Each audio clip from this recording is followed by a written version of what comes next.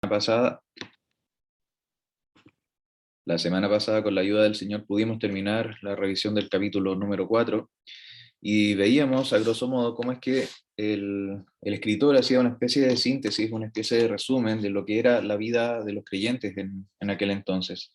Veíamos cómo es que los creyentes perseveraban, estaban unánimes, tenían un mismo sentir, un mismo pensamiento y tenían todas las cosas en común. Nos señalaba la escritura el caso de Bernabé, de cómo es que este hombre oriundo de Chipre, un levita, habría vendido una propiedad, una heredad, la habría puesto a disposición para que pudiesen ser suplidas las necesidades de los hermanos. Y veíamos eso que era tan elocuente con todo lo que ya se ha estado describiendo de la comunión que había entre los hermanos en la iglesia primitiva. Veíamos cómo es que esto también guardaba una relación tan próxima con lo que se observaba al término del capítulo número 2. El capítulo número 2 terminaba de una manera muy similar, decía que compartían el pan, se visitaban, había una especie de comunión muy íntima, muy palpable, un amor muy demostrable entre los hermanos.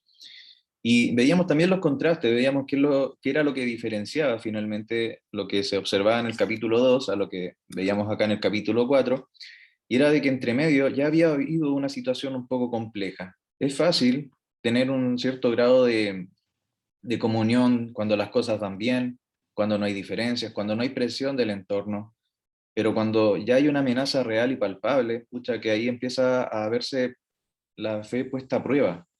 Veíamos que acá, entre el capítulo 2 y el capítulo 4 había sido tomado Pedro, Juan, habían sido interrogados, veíamos todo el costo que esto podía significar, porque era la élite religiosa que también tenía una gran influencia en la sociedad, el hecho de que todos los discípulos pudiesen ser sacados, pudiesen ser echados de los beneficios que obviamente contaban el poder estar en aquel lugar, de poder comprar, de poder vender, de poder obtener ciertas ayudas, ciertos beneficios.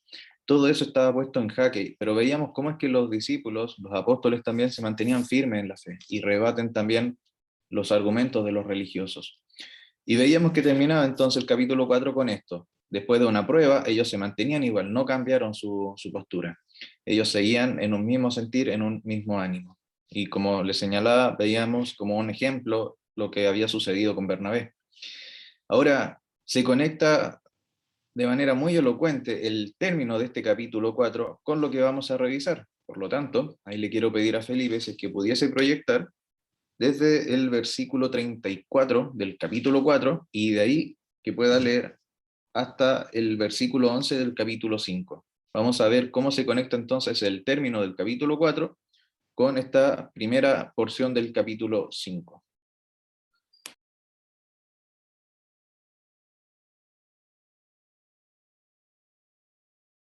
Muy bien, vamos a leer. Dice así: Así que no había entre ellos ningún necesitado, porque todos los que poseían heredades o casas las vendían y traían el precio de lo vendido, y lo ponían a los pies de los apóstoles y se repartía a cada uno según su necesidad.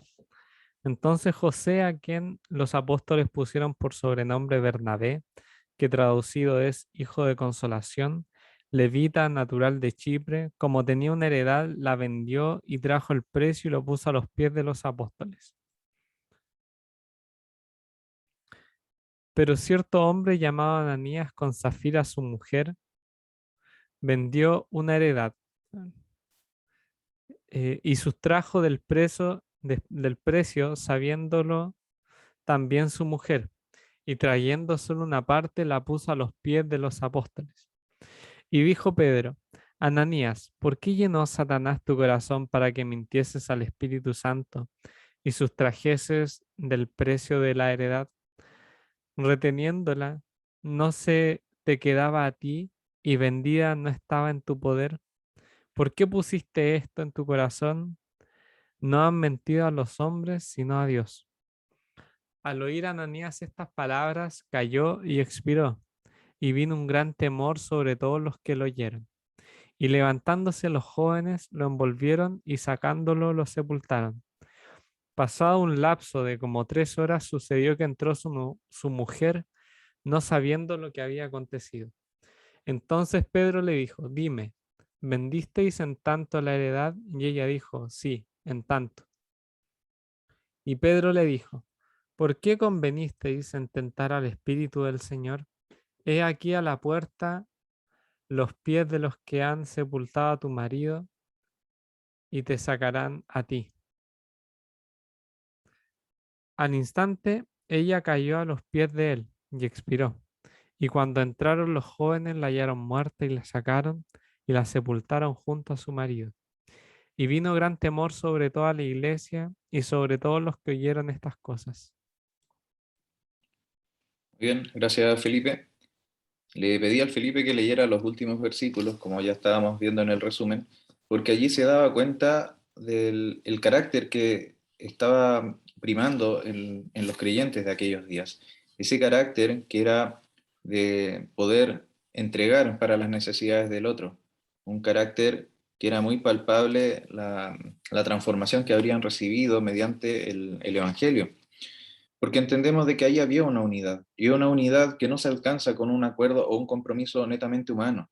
Entre los seres humanos hay diferencias, hay muchas veces un temperamento que rápidamente genera diferencias con un otro, y acá veíamos que a pesar de todo eso, a pesar de nuestras fallas, había una relación que escapa a lo que el mundo conoce. Hoy día, de hecho, en la mañana leía un devocional que le encontraba mucho sentido a esto. Decía, ¿cómo es que las relaciones interpersonales, las relaciones entre diferentes personas, tienden a fracasar? Es porque nosotros estamos en una condición caída, estamos en un cuerpo pecaminoso. Pero decía, el creyente goza de algo que el mundo no tiene, y es la gracia que nos ha sido derramada por la obra de Cristo. Y es eso lo distintivo, es eso lo diferente, y es eso también lo que podían observarse en los discípulos de aquel entonces, porque veíamos que estaban en un mismo sentir. En todo lo que hemos ido revisando las semanas previas, veíamos de que los creyentes tenían un mismo pensamiento. La semana anterior veíamos de que compartían o tenían un mismo pensamiento, decía un mismo corazón y una misma alma, un mismo sentir y un mismo pensamiento. Y lo cierto es que eso era evidente, y una manifestación clara era el poder suplir las necesidades de un otro. Porque la escritura también nos lo refiere. Cuando un creyente pasa de muerte a vida, cuando ha creído en la obra de Cristo, pasa a componer el cuerpo cuya cabeza es Cristo.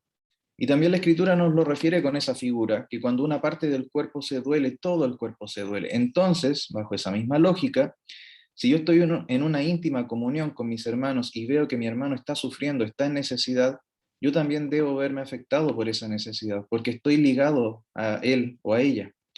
Y lo cierto es que acá se veía eso. Y había un deseo genuino de parte de los discípulos, de parte de los creyentes, en poder suplir dicha necesidad. Y lo cierto es que Dios proveía también de lo necesario. Les iba proveyendo, les iba dando gracias. Veíamos eso la semana pasada. Cómo es que gozaban de una buena reputación, de un cierto grado de favor por parte de la sociedad, pero Dios también les entregaba todo lo necesario. Y no había necesidad porque ellos se lograban suplir unos con otros con las cosas que Dios les había dado. Pero acá en el capítulo 5 comienza el capítulo ya de una manera muy particular. La primera palabra nos debe eh, alertar, nos debe prender como ciertas luces, pero nosotros hemos escuchado que cuando uno dice el pero es como que va a contradecir o va a haber un caso sumamente opuesto a lo que ya se venía presentando. Si yo digo el día estuvo bonito, pero el pero inmediatamente me va a decir lo que viene a continuación contradice o va a ir en contra de lo que se venía reflejando. Entonces tomábamos el término del capítulo 4 en donde decía que los creyentes tenían esta comunión, pero nos plantea el caso de Ananías. Y veíamos de que Ananías con Zafira, su mujer, iban a actuar de una manera muy en contra, pero no en contra desde lo visible, sino en contra desde lo íntimo, porque veíamos de que había unidad, había un mismo sentir y un mismo pensamiento. Nosotros no podemos ver los pensamientos de la otra persona, no podemos ver las motivaciones que tiene la otra persona. Los actos los podemos observar. Y el acto que comete acá Ananías con Zafira y que pudo haber sido observado por el resto, era un acto muy similar a lo que habían hecho, a lo que había hecho Bernabé. Porque de cierto acá nos dice la escritura de que Ananías había vendido una heredad y lo que había obtenido dinero, lo habría presentado delante de los apóstoles. Entonces, si uno observa solo el acto, uno diría, bueno, hizo lo mismo, si una persona estuviese contemplándolo solo desde afuera. Pero lo cierto es que acá hay un pecado muy profundo que logra verse reflejado a la luz de lo que Pedro les pregunta, les hace esta pregunta. Y lo cierto es que de ellos había apoderado, Satanás había llenado su corazón y habían cometido un pecado muy particular, habían mentido al Espíritu Santo. Un hermano que hablaba respecto a esta porción hacía una pregunta para meditar un poco, decía, si uno se preguntara qué pecado uno se imagina que Dios rápidamente sancionaría o aplicaría justicia de manera inmediata y de manera palpable, uno dice, pucha, pecados que son grotescos, pecados que son severos o que tienen una connotación social como muy grave. Habían pensado, por ejemplo, en homicidio, en adulterio, en fornicación, idolatría, etc. Pero lo cierto es que acá el pecado es una mentira. Ese hermano, de hecho, me gustó mucho la reflexión, decía, si aplicase la misma regla, estaríamos todos en el mismo escenario porque todos hemos pecado, todos hemos mentido en algún momento. Y lo cierto es que esta porción debiese también exhortarnos, debiese eh, llevarnos a contemplar cuál es la consecuencia del pecado. Muchas veces nosotros decimos de que la consecuencia o la paga del pecado es la muerte. Y a veces lo decimos con mucha liviandad, y a veces lo segmentamos o pensamos que son ciertos pecados, y lo cierto es que no es el pecado. El pecado tiene esta consecuencia, y mentir también tiene esta consecuencia. Y vemos de que acá tiene una consecuencia que es palpable, que es evidente, que logra verse en el mismo momento. Verdaderamente Ananías al mentir solo recibe la consecuencia que la Escritura ya nos lo refería. Recibe la muerte y muere inmediatamente, nos dice allí. Y es tomado y es sacado y es sepultado. Hay hermanos que planteaban de que este actuar era muy propio también del pueblo israelita. No tendían a embalsamar, no tendían a generar como un proceso de permanencia del cuerpo, sino que rápidamente lo sacaban, aún más si es que eso era el resultado de un castigo divino, lo planteaban de esa manera. Y acá evidentemente había mentido al Espíritu Santo, y esa era la consecuencia. Y vemos entonces en la Escritura de que toman a Ananías y lo llevan fuera. Y al cabo de una cierta cantidad de horas, nos dice la Escritura, llega su mujer y le preguntan si es que había vendido la heredad por tal valor. Y ella, en vez de tomar esta oportunidad para poder decir la verdad, de poder arrepentirse, a lo mejor de comprender de que lo que estaban haciendo con su marido no era correcto, ella se mantiene en la misma postura y miente, y el resultado es el mismo. Vemos que la consecuencia de su pecado, al igual que la de su marido, termina por la muerte. Y la Escritura nos dice que los jóvenes le toman y le llevan fuera y le sepultan. Ahora, algo que hay que tener presente también en esta porción es que algo pasó en Ananías y en Zafira, algo ellos estaban buscando. Y lo cierto es que ellos estaban buscando el prestigio, ellos estaban buscando la, como la valía de parte del resto de las personas. Ellos estaban buscando el favor de los hombres finalmente. Y ese es un primer elemento que podemos observar en esta porción, que también nos puede llevar a meditar a nosotros mismos el por qué hacemos las cosas muchas veces. Muchas veces podemos hacer las cosas por el qué dirán, por el qué pensará otra persona, pero debemos tener presente lo delicado que es el participar de la obra con un mal sentir o con una mala motivación, porque entendemos de que la obra no es de los hombres, no es nuestra, la obra es de Dios, y es Dios quien en su misericordia y en su gracia nos utiliza para poder predicar las buenas nuevas del Evangelio. Es allí donde vemos el primer fallo de parte de Ananías y Zafira, porque ellos en su corazón buscaban el mostrarse de una manera que verdaderamente no eran. Si contrastamos el caso de Ananías y Zafira con Bernabé, Bernabé verdaderamente había vendido esta heredad y la habría puesto a disposición de los apóstoles porque ese era el deseo de su corazón, movido por el Espíritu Santo. Y acá vemos de que en un carácter más bien hipócrita, tratando de demostrar algo que verdaderamente no estaba en su corazón, tratan de replicar una conducta tratan de aparentar algo que no había sucedido en su corazón, tratan de demostrar una generosidad que no había. Y ellos hacen esto, y lo que era más particular y que también lo destacaban varios autores, no estaban obligados a hacerlo. Muchas veces se imponen ciertas exigencias en algunas religiones, por ejemplo, de que deben entregar cierta cantidad de dinero, deben ofrendar cierta cantidad de cosas que han ganado. En algunos lados no lo sé, también he escuchado, por ejemplo, de que hay lugares donde incluso saben cuánto es lo que gana una persona y saben cuánto es lo que tiene que entregar.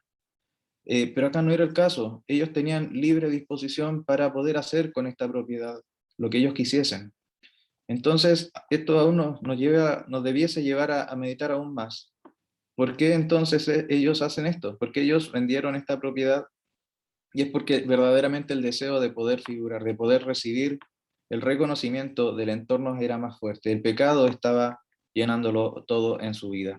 Entonces vemos este primer apartado, este primer punto que les quiero transmitir, que es que la justicia debiese ser para Dios, no debiésemos buscar la justicia de los hombres. Hay un pasaje que de hecho ya lo habíamos visto en el estudio de Mateo, en el capítulo 6. La porción dice así, en Mateo 6, los versículos 1 al 2, dice: guardaos de hacer vuestra justicia delante de los hombres para ser visto de ellos. De otra manera, no tendréis recompensa de vuestro Padre que está en los cielos. Cuando pues des limosna, no hagas tocar trompeta delante de ti, como hacen los hipócritas en las sinagogas y en las calles, para ser alabados por los hombres. De cierto os digo que ya tienen su recompensa. El Señor ya lo había señalado, acá vemos de que verdaderamente se cumple. Ellos buscaban el reconocimiento de las personas y vemos cuál es la consecuencia de su pecado, que es la muerte. Ese es el primer elemento que quería al menos traspasarle respecto a esta porción. El segundo tiene que ver con la cualidad del corazón, y es que un hermano planteaba que acá no hay un tema de recursos, no es un tema de que ellos, por gozar de una mayor cantidad de elementos, de dinero o de propiedades, es que hubiesen tenido una mayor posibilidad de poder ofrendar. Lo cierto es que quien tiene un corazón dispuesto para servir, para ofrendar, lo va a hacer con lo mucho o con lo poco. Y ejemplos de eso tenemos en la Escritura. Hay ejemplos de iglesias que económicamente eran muy pobres en un comienzo, pero en su corazón estaba el deseo de poder ofrendar, de poder participar de dicho servicio. Y acá vemos el caso quizás contrario. Ananías y Zafira gozaban de muchos recursos a lo mejor tras la venta de esta heredad, pero no era eso, no era el problema de los recursos económicos, sino más bien era lo que estaba en su corazón. Quería al menos cerrar con eso, quería leer la porción que le estaba comentando, se encuentra en Segunda de Corintios, en el capítulo 8, se nos da cuenta de esto en los primeros 4 versículos. Es Pablo quien está hablando y comenta de esta situación de esta iglesia, y dice lo siguiente: asimismo, hermanos, os hacemos saber la gracia de Dios que se ha dado a las iglesias de Macedonia, que en grande prueba de tribulación, la abundancia de su gozo y su profunda pobreza abundaron en riqueza de su generosidad. Pues doy testimonio de que con agrado han dado conforme a sus fuerzas y aún más allá de sus fuerzas, pidiéndonos con mucho ruego que les concediésemos el privilegio de participar de este servicio para los santos. Por lo tanto, no era un tema de recursos, y a eso al menos quiero llegar, no era un tema de recursos, era un tema de la disposición del corazón. Si nuestro corazón no logra confiar en que Dios va a proveer de todo lo necesario, muy probablemente vamos a empezar a acaparar, vamos a empezar a guardar cosas para nosotros, vamos a tratar de nosotros ser quienes nos proveamos a nosotros mismos. Pero si entendemos de que es Dios quien sostiene la obra en su totalidad, tanto en la propagación del mensaje, como también en el hecho de sostener todos los otros aspectos que tienen que ver quizás con lo más cotidiano, con aquello que no se observa, si nosotros verdaderamente confiamos en ello, vamos a entender de que Dios no va a dejar que su obra caiga por no contar con elementos o con recursos que muchas veces van a ser necesarios para las personas. Entonces hay un problema de convicción, hay un problema de fe de parte de estos hombres, de parte de Ananías, de parte de Zafira, y que debe también exhortarnos a nosotros: ¿dónde estamos depositando nuestra confianza? ¿Nuestra confianza está completamente puesta en el Señor o es una confianza parcial? Nosotros estamos entregando la totalidad de nuestra vida para que el Señor entregue todo y nosotros podamos servirle con completa honestidad, o en su defecto estamos entregando solo una parte y estamos guardando otra parte para nosotros, para mantener cierto control. Dios es soberano, eso lo pudimos ver la otra vez. Él controla todas las cosas y es allí donde el creyente puede hallar confianza y puede hallar descanso. Con eso al menos quiero cerrar mi intervención para dejar a otros hermanos que puedan ir comentando de este pasaje.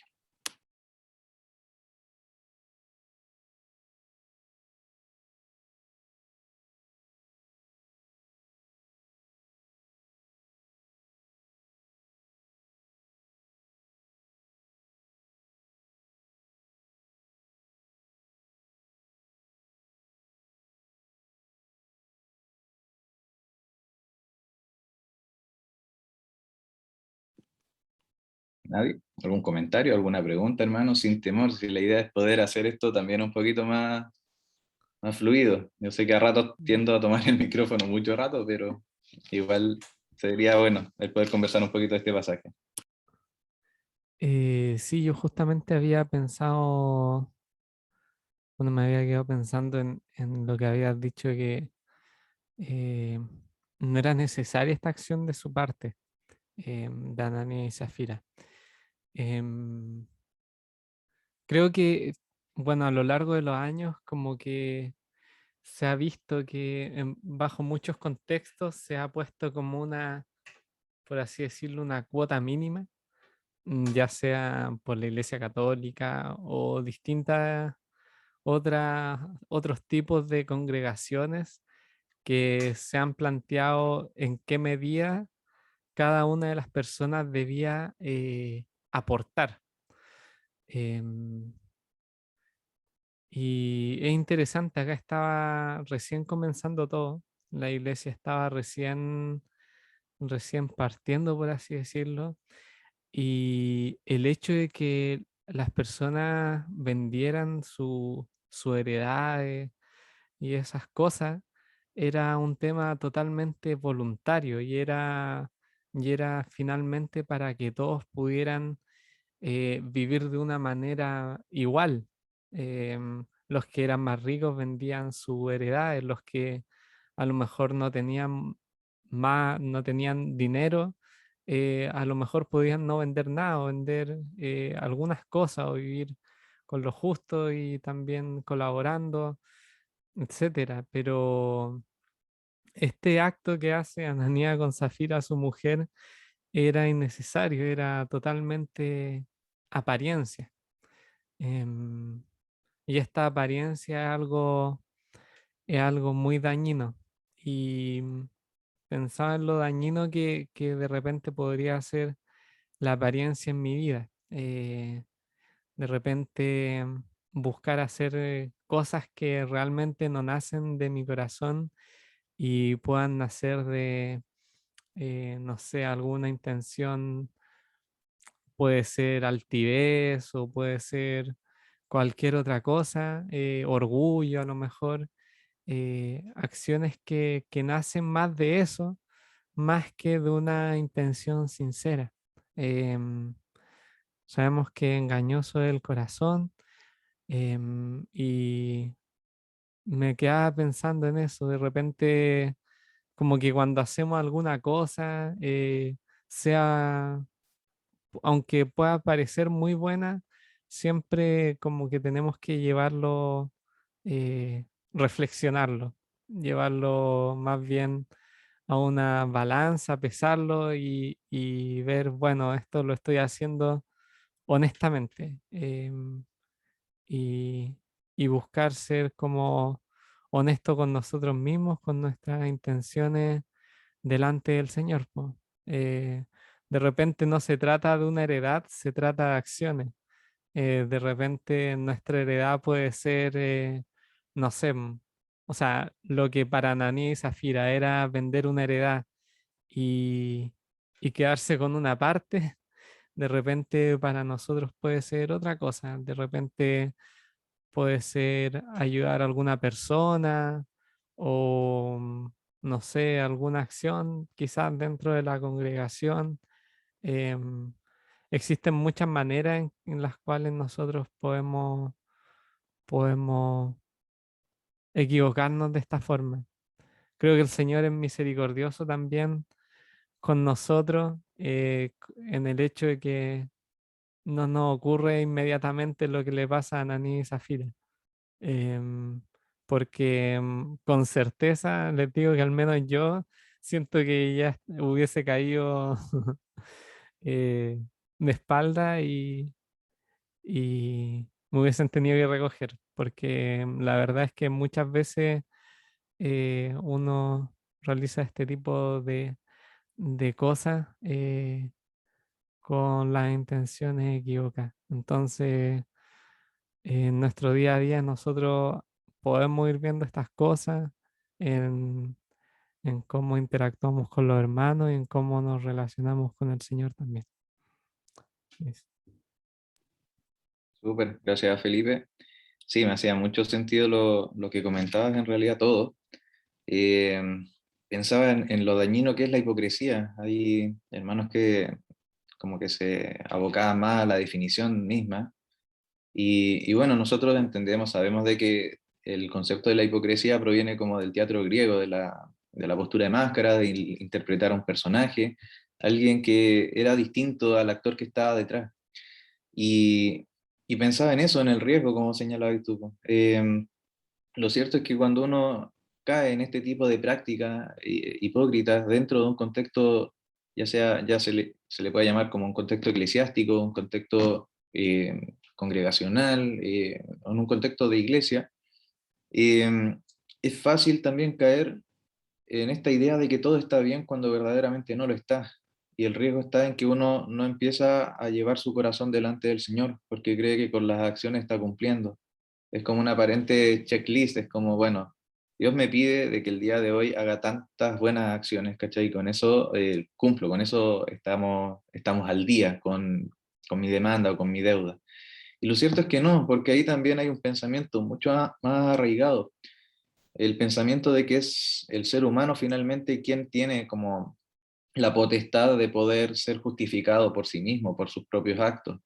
Por si es que yo me esfuerzo, entonces obtengo como el pase de parte de Dios o su oído o puedo recibir algo de beneficio.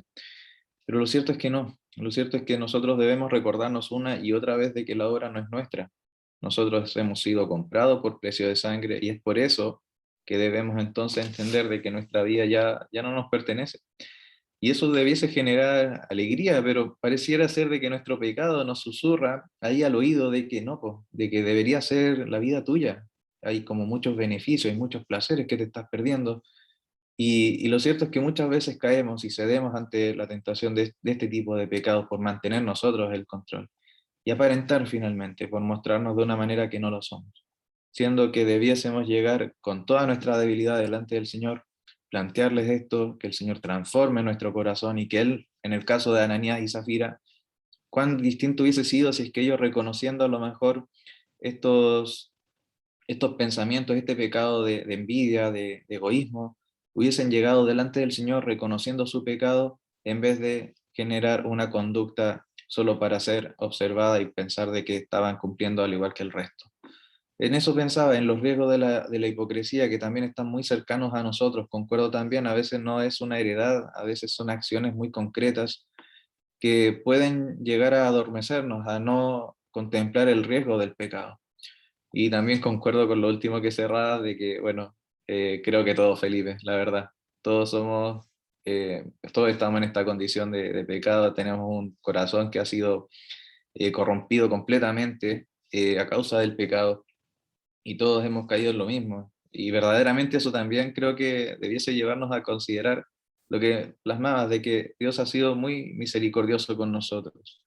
Nos recuerda también el pasaje de Lamentaciones, cuando dice que son nuevas sus misericordias y que grande es su fidelidad. Lo podemos ver día a día, porque día a día nosotros también fallamos. Cometemos pecados, pero Dios no nos paga o como lo hizo en este caso con Ananías y Zafira, con este pago que verdaderamente la Escritura refiere, que es la causa del pecado, la consecuencia del pecado, perdón. Entonces, con eso al menos quería ir finalizando, a no ser de que haya un último comentario más cortito. Pato, no sé si es que quieres aportar algo, si no, podemos ir cerrando ya la reunión. Sí, quería justamente aportar algo breve. Estaba pensando en, por un lado, el hecho de que, dada la calidad de la ofrenda de Ananías y Zafira, eh, está claro que lo que ellos hicieron no estaba motivado por el Espíritu Santo. Eh, por lo tanto, como ya se ha mencionado, hicieron algo que el Señor no no les ordenó, en el sentido de que no era obligatorio hacerlo, pero lo hicieron. eh, y por lo que vemos, no es una acción motivada, guiada por el Espíritu. Eh, Eso por un lado. A veces creemos que lo estamos haciendo muy bien y que lo estamos haciendo para el Señor, y no es que nos motive el Espíritu, sino es que a lo mejor, como se ha dicho también, nos está motivando otro deseo. Hay un engaño en nuestro corazón que nos lleva a creer que obtenemos un beneficio personal de lo que estamos haciendo. Eh, por otro lado, esta sentencia que cayó sobre ellos, si si uno ha pasado por el Antiguo Testamento y ha podido ver los relatos allí, la historia y las cosas que ocurren y las sentencias que Dios establece para algunas personas, incluso para pueblos enteros, se da cuenta que la ejecución de este tipo era más frecuente de lo que uno cree. Eh, Me acuerdo de Usa cuando sostuvo el arca y murió. También cuando entraron con incienso extraño delante al tabernáculo, cuando cayó una sentencia, por ejemplo, sobre los hijos de Elí, y así cuando el Señor decía, hasta aquí nomás, hasta acá llegó la vida de este pueblo o de esta persona, o hasta aquí llegó tu vida. El mismo pueblo de Israel iba a ser aniquilado a causa de la idolatría y haber desobedecido. Saliendo apenas de Egipto, Moisés fue un mediador en, en, en una especie de extensión. A causa de la misericordia del Señor se le extendió la vida hasta que llegaran a la tierra prometida, la iban a poder contemplar, mas no entrar en ella. Entonces, esa sentencia de muerte es común y tenemos que mirarla desde el lado que todo ser humano a causa del pecado merece la muerte. Y la humanidad entera de haber sido aniquilada en el momento en que probó del árbol que se le dijo que no comiera. Y el Señor lo que hace es, como algunos estudiosos dicen, realizar un pacto de gracia con la humanidad en que finalmente se va a revelar la gracia de Dios, la misericordia se va a extender, a pesar de la desobediencia. El Señor puede, es por eso que Él puede dar vida y puede matar también, sin ser esto un homicidio pecaminoso, porque Él es el que sustenta la vida, el que la crea y el que tiene la autoridad moral para hacerlo. Entonces, entendiendo eso, uno ve las cosas de otra manera. Uno dice, in- incluso como creyente en Cristo, hay casos, por ejemplo, en, en la epístola, si mal no recuerdo, en 1 Corintios, eh, que se refiere a hermanos que a causa de participar indignamente de los símbolos de la cena del Señor, del pan y la copa. Hay muchos enfermos entre vosotros. Eh, hay una, a veces uno da por sentado que uno por ser creyente, tiene la vida y la salud garantizada, pero no hay que nunca olvidar que vivimos por gracia y andamos en gracia, y es la misericordia del Señor la que se extiende hacia nuestras vidas. Y el Señor, si un día dice, hasta acá llegó tu tiempo viviendo, y nos llama a su presencia, es que también es la misericordia del Señor actuando en ese sentido. Eso era lo que quería compartir. Me pasé 2 minutos. Súper. Gracias, Pato. Ya para finalizar, quería pedirle a Felipe si es que pudiese orar para concluir ya el estudio de esta semana.